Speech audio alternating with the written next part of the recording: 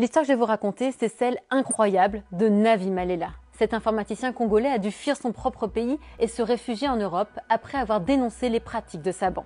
Ce sont des irrégularités énormes qu'on a dénoncées. Je suis fier d'être ce lanceur d'alerte, d'être ce Congolais qui puisse dire non à la mise à mort de mon pays. S'il faut le refaire, je le referai. Son parcours n'a rien d'un Snowden ou d'un Falciani. Lui, c'est dans cette petite agence bancaire d'Afriland à Kinshasa qu'il travaillait lorsqu'il est devenu lanceur d'alerte. En 2018, il était installé à son bureau comme tous les jours lorsqu'il voit passer dans le couloir Dan Gertler, l'une des plus grosses fortunes mondiales.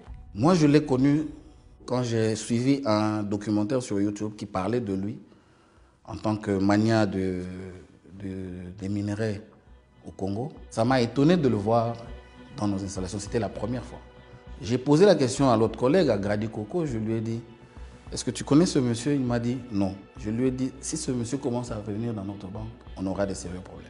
Cuivre, diamant, cobalt, c'est bien simple en RDC, rien ne lui échappe, il a bâti un empire en rachetant des permis miniers à très bas prix pour les revendre à prix d'or à des compagnies internationales comme Glencore. Comme le prouve ce document du Trésor américain, rien qu'en 2 ans, il aurait fait perdre plus d'1,36 milliard de dollars au peuple congolais. Résultat, les États-Unis l'ont placé sous sanction dès décembre 2017. Ça signifie qu'on ne peut pas travailler avec cette personne. Ça, c'est clair et net. Pourtant, quelques mois plus tard, c'est bien ce même Dan Gertler que Navi Malela a rencontré dans les couloirs d'Afriland à Kinshasa. Il constate que des millions de dollars sont déposés sur des comptes des proches de Dan Gertler.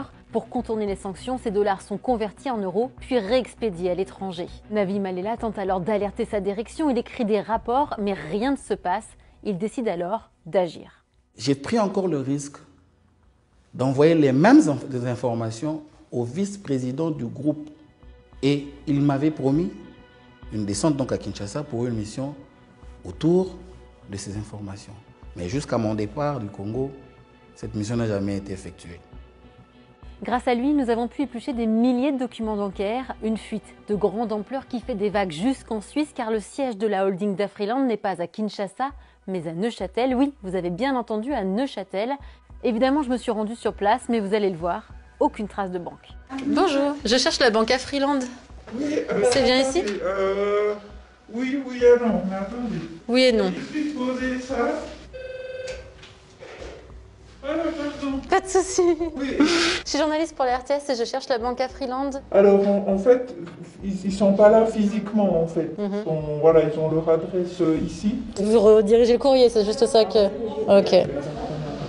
Et vous avez entendu que cette banque, elle est soupçonnée d'avoir contourné les sanctions américaines, d'être liée à des scandales de corruption, etc. Non, après, voilà, non. Et on n'a pas autrement des contacts avec eux. Merci beaucoup. Bonne journée à vous.